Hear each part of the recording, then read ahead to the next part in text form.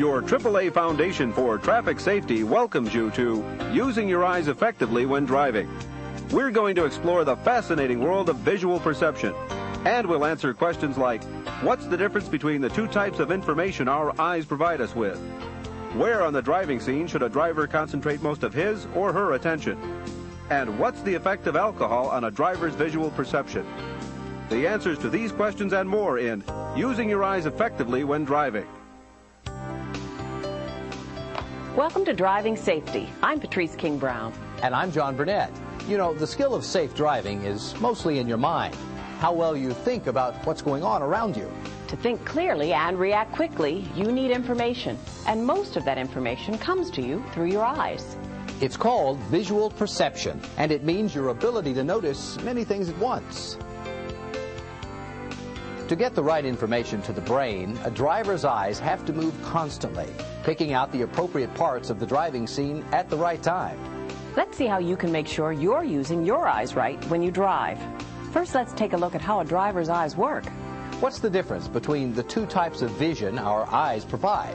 Our central vision is concentrated in a spot that covers about 3 degrees of our visual field, and peripheral vision, or side vision, covers the rest. Now, as you can see here, the 3 degrees of central vision is a very small area in the middle of your total field of vision. But central vision allows us to make some very important driving judgments, like estimating distance and reading details in the traffic scene. Our peripheral vision, or side vision, is not as sharp as central vision, but it is more sensitive to light and motion. And that's a good thing, because it helps us detect events to the side that are important to us, even if we aren't looking directly at them. Events like cars entering our field of vision from the side, or warning lights on ambulances, police cars, and other emergency vehicles. Central vision plus side vision make up the entire visual field, the main source for the information that every driver needs for safe driving. And most driver mistakes are caused by bad habits in the way they use their eyes. Now, let's take a look at the best way to make our visual perception work for us when we're driving. Because how you use your eyes will determine how safely you drive. Where in the driving scene should a driver concentrate the most attention? Most of a driver's attention should be concentrated on the vehicle's intended path of travel. There are 3 basic rules to follow in developing good eye habits for driving. First, aim high and look ahead, not down. The experienced driver's attention is focused on the road ahead, with the central vision following the intended path of travel. Second, keep your eyes moving.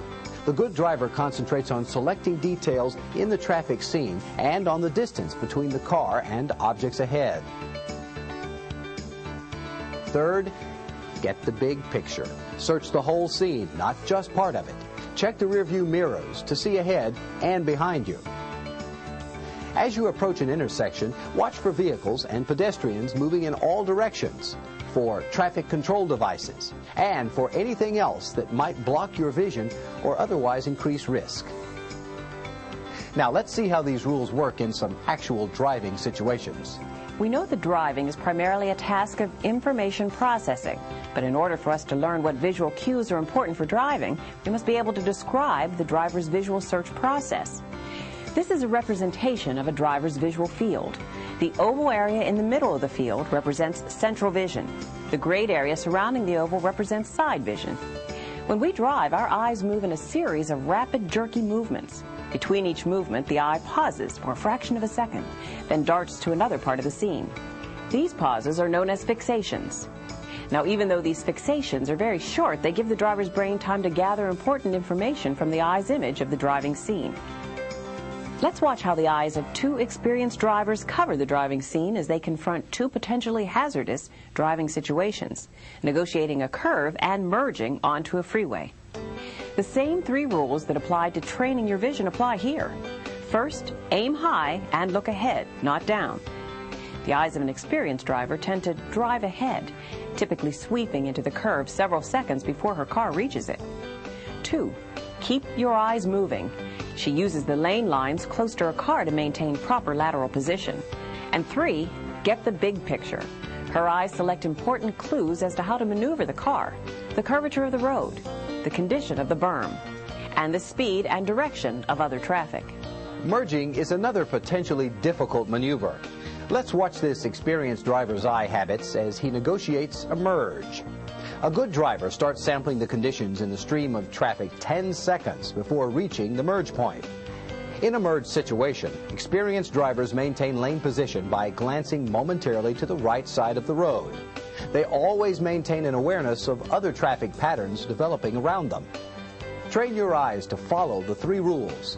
Aim high and look ahead, not down. Keep your eyes moving and get the big picture. Keep these rules in mind whenever you drive, and your eye habits will improve. Let's look now at how some experienced drivers have trained their eyes to develop special skills that help them in driving. With experience, some driving tasks don't require every eye fixation to be directed only toward traffic and the path of the car. In this situation, for example, a driver is concerned with avoiding a pedestrian, but is still able to maintain control of the vehicle with only very brief glances at the intended path of travel. This driver has developed the ability to use side vision to judge distance. Another driver was told to fixate on the car on the right while maintaining proper distance behind the car directly ahead.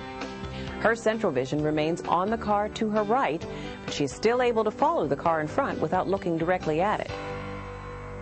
Let's look at 2 examples in which drivers are functioning at less than top efficiency. This driver is tired. Notice how his central vision tends to fixate lower and to the right, often dipping all the way down to the road surface.